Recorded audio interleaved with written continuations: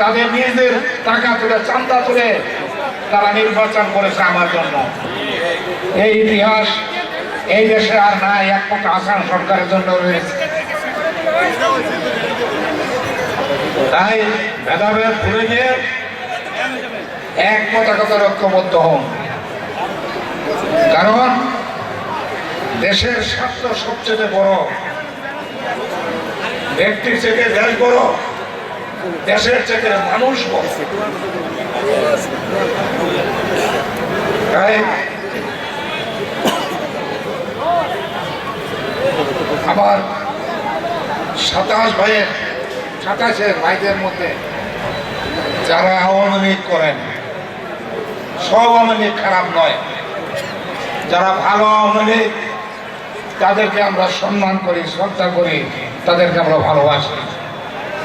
আর যারা খারাপ আওয়ামী লীগ, অত্যাচার করেছেন, জুলুম করেছেন, মানুষের সম্পদ লুটপাট করেছেন, জনতার কাছে ক্ষমা চান।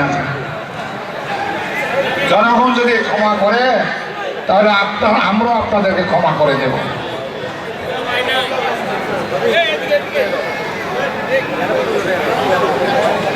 সাংবাদিক বন্ধুরা,